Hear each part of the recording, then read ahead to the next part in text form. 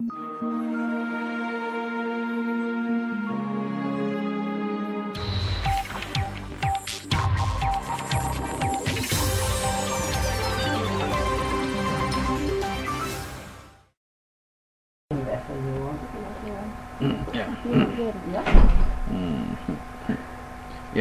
god aften og velkommen til Flashback News.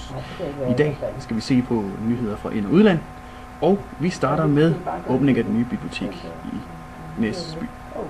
Vi har en reporter stående ved Center for Undervisningsmidler i Næsby, hvor hun skal interviewe formanden for børne- og ungeudvalget i Odense omkring åbningen af det nye bibliotek. Og en tilfredsstillende donation og resultatet? Resultatet synes vi jo er blevet rigtig fremragende. Det henvender sig jo rent faktisk til alle de børn, der er her i området, og donationen er jo rimelig stor, så vi har fået det rigtig godt lavet. Skal vi ikke gå ind og se på? Jo, det synes jeg, vi skal. Lad os gå ind og kigge på tingene. I det nye bibliotek har arkitekten Anders Sørensen lagt vægt på lys og indretning. Der er lagt vægt på konkrete materialer, som alle står fremme klar til brug. Her ser vi nogle eksempler på de konkrete materialer, der er tilgængelige på biblioteket. Efter en spændende rundvisning er jeg nu endt her i tyskafdelingen, så man kan se meget spændende og inspirerende. Sikkert et flot resultat. Jeg synes bestemt, at biblioteket er et besøg værd. Biblioteket åbner alle hverdage fra 10 til 17, og så tager jeg smut en tur herned. Jeg stiller videre til studiet. Ja, det var vel nok et fantastisk spændende indslag fra det nyåbnede bibliotek. Det er utroligt, hvad man kan gøre for de unge nu til dags. Nu skal vi videre til et medielærerkursus i Odense. Her har vi den fantastiske reporter Gitte Schmidt på pletten. Vi står nu her foran University College of Lillebælt. Herinde foregår der mange spændende ting. Jeg ved, at der i denne uge er et medielærerkursus, som kører. Lad os gå ind og se, hvad det går ud på.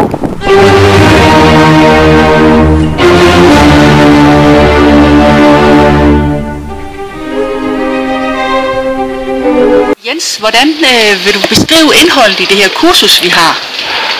Jamen, jeg plejer at tilrettelægge det sådan, så vi kommer rundt om alle de forskellige ingredienser, som indgår i det, der hedder multimedia. Lyd, billede, video og så en multimedia sammenstilling, som repræsenterer de forskellige genrer. Kursisterne på det her hold, hvordan vil du beskrive dem? Og de er fantastiske. Det er nok nogle af de bedste, jeg nogensinde har haft til sådan en medielærerkursus. Så det kan kun blive godt. Ja, man må godt nok sige, at de medielærer er noget dagtyve. Nu skal vi videre til et lidt mere spøjsklip, men husk, det er ikke bare gas.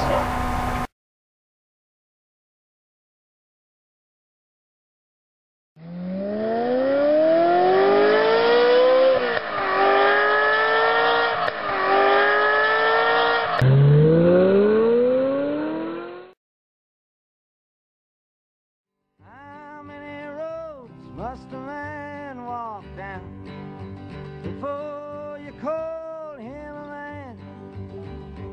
Yes, and how many seas must a white dove sail before she sleeps in the sand? Der er et svensk firma, der har opdaget, at der stadig findes olie i Nordsøen, i den danske del af Nordsøen.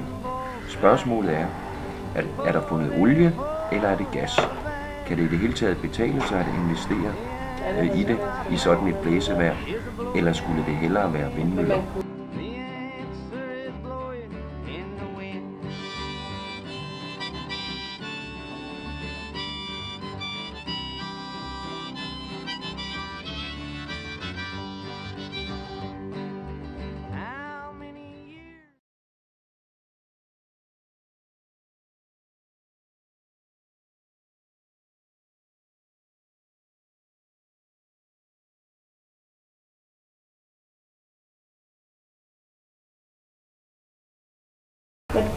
Ja, og det var så nyhederne for i aften, men vi er tilbage i morgen. Jeg tænkte bare, igen i morgen, kom ind fra køkkenet, frem med kaffen, sæt dem i sofaen og følg med i Flashback News. Tak for i aften.